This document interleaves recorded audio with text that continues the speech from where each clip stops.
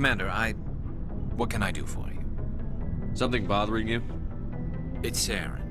I'm starting to wonder whether we'll ever find him. He's always one step ahead of us, and he's got those damn Geth. We're getting close, Garrus. We'll find him. I wish I had your confidence.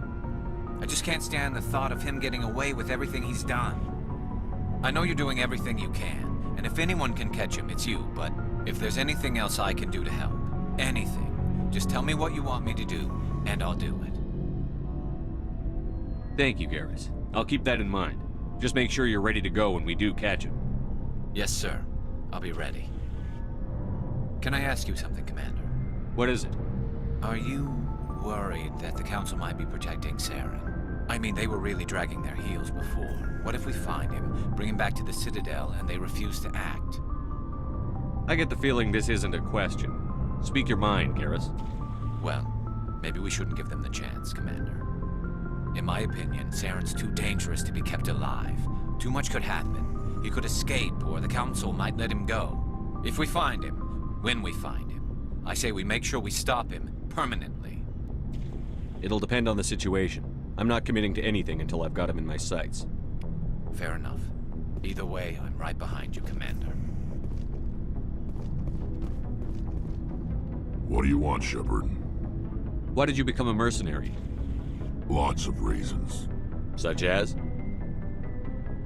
Such as, I needed to get out of our system. I needed to eat.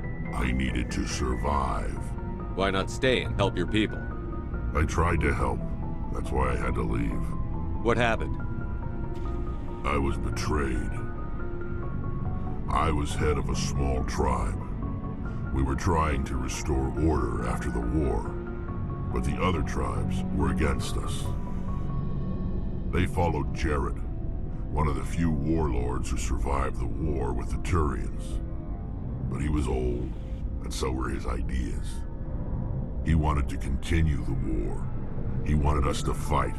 Turians, Solarians, each other. It didn't matter who, as long as we were fighting. What did you want?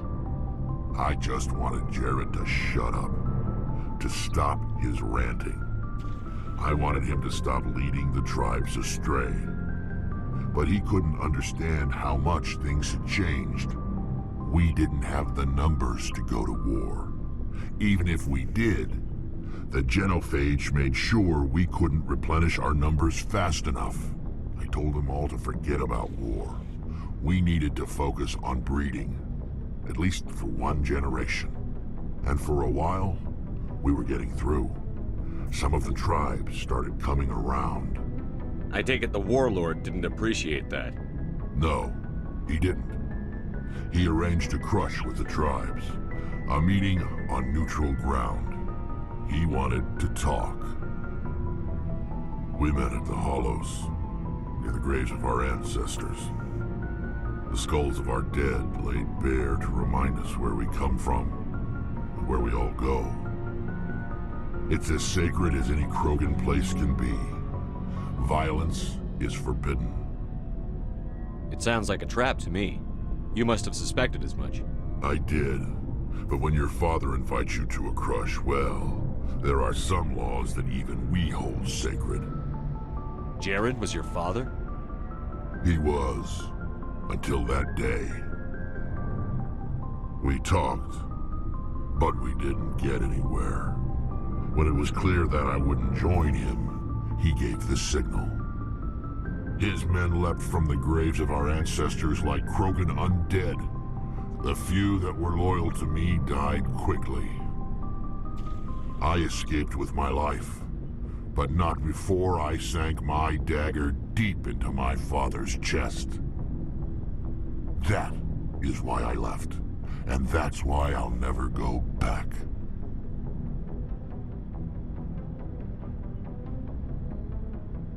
You must have family other than your father. Don't you miss them? You trying to make me cry, Shepard? I've got some unfinished business with my family, but that's all. What kind of business? Before I left, I made an oath to my father's father. I swore to recover my family's battle armor. It was taken from him after the uprising. Who has it? Originally, it was taken by the Turian military. We weren't allowed armor or weapons after the war.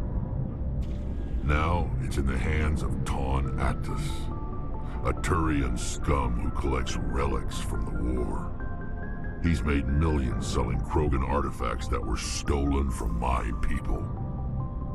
He's got several bases where he stores his goods, all fortified and guarded. I just don't know which base has my family's armor. Just tell me where to start looking. I'll upload the data to your nav system. But Commander, I want to be there when you find him. So long, Rex. Shepard.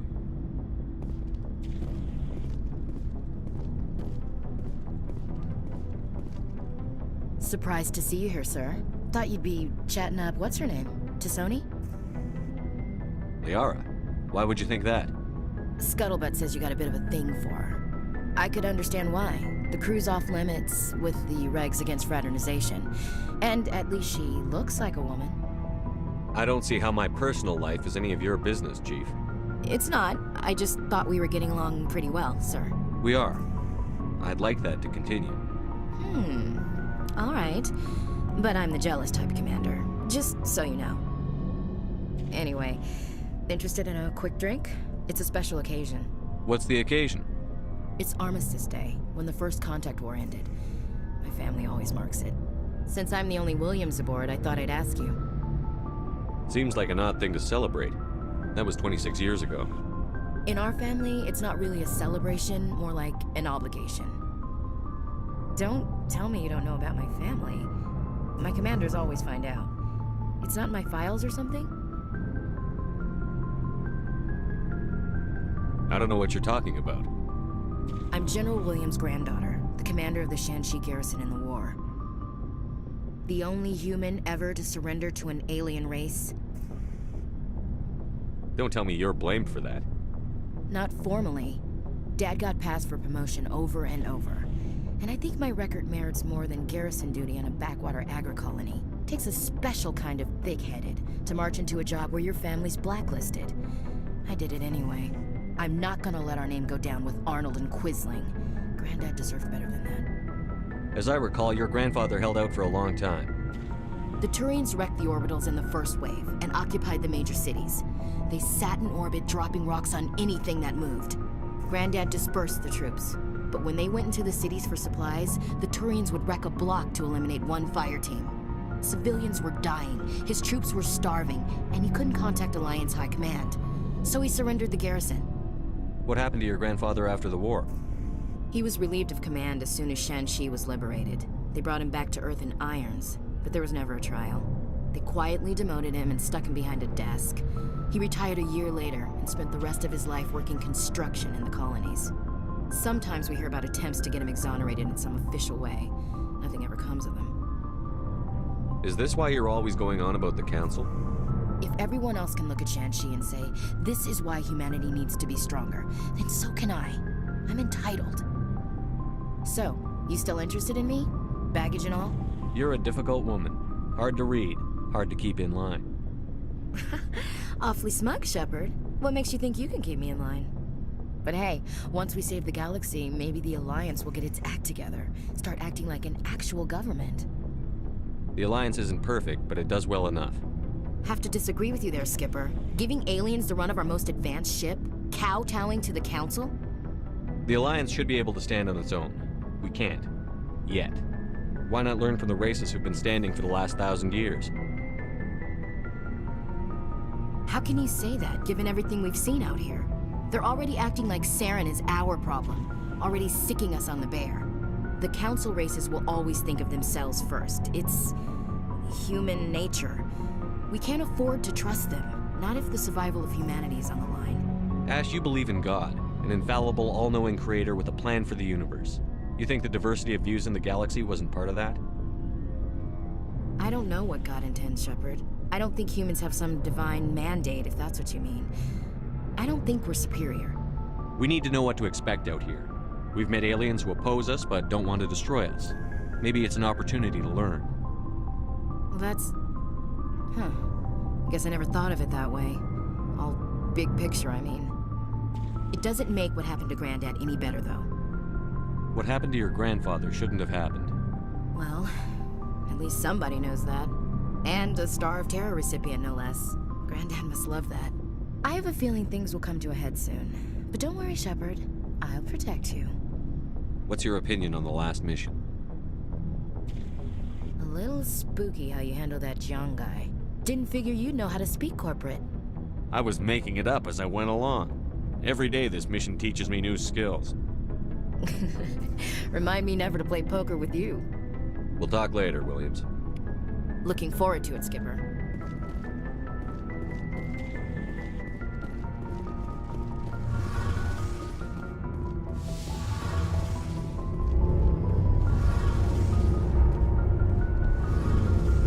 Shepard, I'm glad you're here. Good to see you smiling again, so to speak. I'm sleeping much better now. I guess I'm getting used to how quiet your ship is. I still think a lot about my pilgrimage, though. I know Theron's our top priority, but with all the worlds we go to, I was hoping to find something to bring back to the flotilla. What are you hoping to find? Usually, people bring back something like a derelict ship we can use for salvage. But I need something bigger. There's a lot expected of me. What's so special about you? It's my father. He's the senior member of the Admiralty Board. He's one of only 5 people who can overrule the decisions of the Conclave for the good of the migrant fleet. My father is responsible for the lives of 17 million people. Our entire race is in his hands, and I'm his only child. It must be tough on you. My people place a high value on family and ancestry. There's an unspoken expectation that I'll live up to my father's example. Everyone's waiting for me to do something great on my pilgrimage, something that will forever change our lives for the better. If I don't, it's like I failed, and that reflects badly on both me and my father. The work you're doing here is more important than anything any Quarian has ever done before. Yes, I know. But you have to understand Quarian culture. We're a very insular society. The events beyond the flotilla don't much matter to the average citizen. Our greatest dream is that one day we'll return to our homeworld and drive out the Geth. But even if we stop Saren, that's not going to happen. There's still millions of Geth behind the veil. Until they're gone, our exile will continue. What would you need to bring back to make everyone happy? Something that would help us better understand the Geth. They've changed significantly since the exile. They've continued to evolve. We've done our best to study them, but it's not easy. They're very reclusive. Until recently, they never went beyond the borders of the Veil. And all the Geth we run into now are under Saren's control. We'd need to find Geth operating on their own, independently. But I don't want this to get in the way of our mission, Shepard. First, we stop Saren. Then I'll worry about my own problems. What was your father like? It wasn't easy growing up as the daughter of one of the Admiralty. Even before he joined the board, he was a prominent figure. People looked to him for leadership. He had to set an example, and he expected the same of his daughter. Plus, he was pretty strict, a military man through and through. He never allowed me to settle for anything less than excellence. As a kid, I sometimes felt like he was pushing me too hard. But now I'm old enough to appreciate what he taught me. The world doesn't owe us anything. If we want something in life, we have to earn it. Where was your mother in all this? Mother was around, but she always seemed to kind of blend into the background. Almost like she was overshadowed by my father. He tends to do that to people. She passed on about 5 years ago. Some airborne virus that swept through the fleet. Happens sometimes when the filters start to break down. I think my father took it pretty hard. After she was gone, he became even more focused on his work. I think that was his way of dealing with the grief. Sounds like a tough upbringing. You don't resent your father at all? Like I said, it wasn't easy. My father's not the kind of person you bond with. And he wasn't around all that much. Too busy. People counted on him, and he took his duties seriously. Even when he was around, he always seemed a bit distant, like his mind was always somewhere else. Come to think of it, I can't ever remember seeing him smile. Not once. It's like he was always weighed down by all that responsibility. I mean, I know he cares about me, but he never really showed it, not in the usual way. I guess the best thing I can say about my father is that I respect him. I want to talk about something else. Like what? Tell me about your people. Our lives aren't easy. Resources are scarce, and we are constantly on the move. Everything we do must in some way contribute to the continuation of the migrant fleet. There are 17 million Quarians in the flotilla, and each of us relies on the others for survival. The bonds among my people are strong. Unfortunately, we have had to surrender many of the freedoms and civil liberties other species take for granted. What kind of freedoms? Well, it's illegal for parents to have more than one child. If our population grows too much, it would strain our resources to their breaking point. Of course, we also can't allow our numbers to become too few. If our population is in decline, the rule against single births is temporarily repealed. In extreme cases of population decline, incentives are even offered to encourage multiple births, though the Conclave hasn't had to take such measures in nearly a century. That's your government. The Conclave is our civilian branch of government. Each ship can elect a representative to serve on the Conclave and make decisions that affect the fleet as a whole. On matters that affect an individual ship, however, the captain has the final say. It's a tradition that dates back to the early days, when the fleet was governed by martial law. Fortunately, most captains nowadays are smart enough to have an elected council from their crew to give them advice and guidance. So the ultimate power rests with elected officials. In practice, the Conclave and the respective council for each ship tend to set the rules that govern our daily lives. But in theory, we are still under military jurisdiction. The 5 top-ranking military officials in the fleet serve on the Admiralty Board. These 5 have the power to overrule any decision by the Conclave in case of emergency. To do so requires unanimous agreement among the Admiralty, and they can only do this once. After that, the entire board must resign their posts. It's a safeguard that served us well. In nearly 3 centuries, the Admiralty Board has only overruled the Conclave 4 times. I should go. See you later.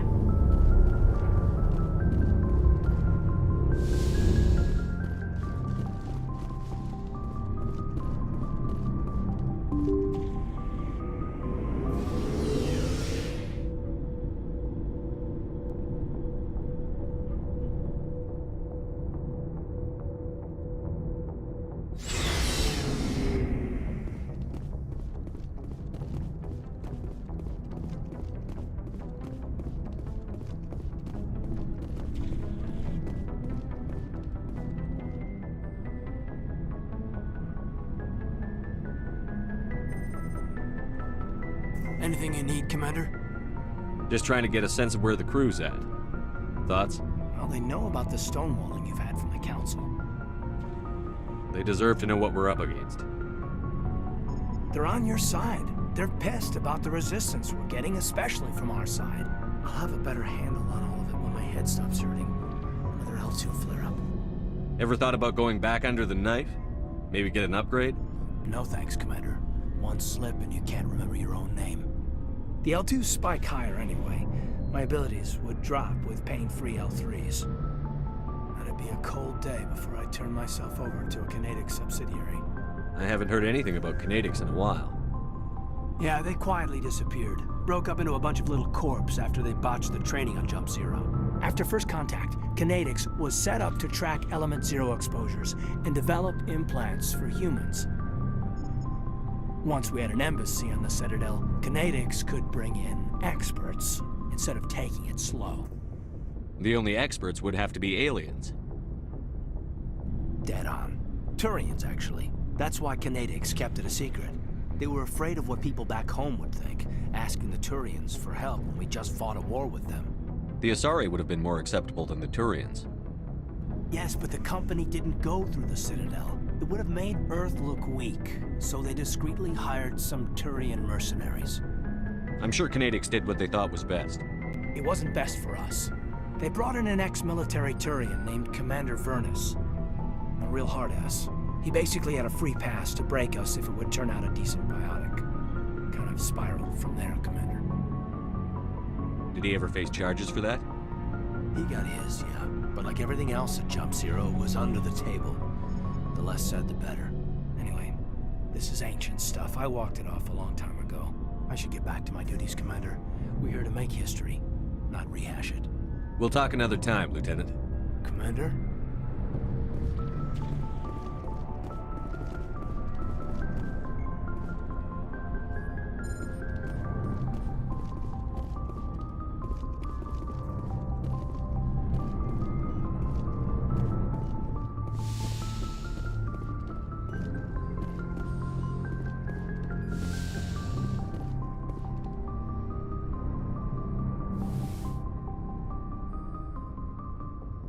Commander, are you coming to check up on me? You look much better. How are you feeling? Dr. Chakwas assures me I am going to be fine. I was impressed with her knowledge of Asari physiology. You're in good hands. Dr. Chakwas knows what she's doing. I get the feeling you want to ask me something, Commander. Maybe we could pick up where we left off. You were telling me about your interest in the Protheans. Actually, I think I was talking about my interest in you, and making a fool of myself in the process. As I said, I am not used to dealing with people, especially humans. I did not really know much about your species when we first met, Shepard. I found it hard to take humanity seriously. Your kind always seemed so rushed and high-strung. We don't have the luxury of time. An Asari can live for 1,000 years. We're lucky if we hit 150. That is true. At first I thought that was a weakness of your species. After spending time with you and your crew, however, I think it may actually be an advantage. You humans are creatures of action. You pursue your goals with an almost indomitable determination. It is an admirable trait, but also an intimidating one. You're scared of us? Unfortunately, the rest of the galaxy sees humanity as something of a bully. You run over anyone in your path to get what you want. It is up to people like you to change their minds, Shepard. Why me? There is a reason the Council chose you to become a Spectre. They saw something special in you. The best of what humanity has to offer. I looked into your history. I know what you did during the Blitz. It was a remarkable display of courage and heroism. You didn't need to go behind my back. I would have told you whatever you wanted to know. I apologize, Commander. After our last conversation, I was afraid I would say something stupid again. I wanted to know more about you. To understand what made you into the man you are. There is something compelling about you, Shepard. You're interested in me because of my visions. You just want to know more about the Protheans. I admit, your connection to the Protheans had something to do with my initial interest, but it has grown beyond that. You intrigue me, Shepard, but I was not sure if it was appropriate to act on my feelings. I thought there might already be a relationship between you and Chief Williams. I care about Ash. A lot. I thought so. Still, I feel as if there is also some attraction between us, Shepard. I'm not interested in you in that way, Liara. This is very embarrassing for me, Commander. Please, let's talk about something else. Do you know why Benezia joined up with Saren? I don't understand it. She was always outspoken about the need for the Asari to become more involved in shaping galactic events. Maybe she thought allying herself with Saren would somehow be for the greater good in the long run. At least I hope so. This hurts you, doesn't it? None of this makes any sense to me. I have not spoken to Benezia in many years, but I know her, and this was not like her. Something changed. I should go. Goodbye, Commander.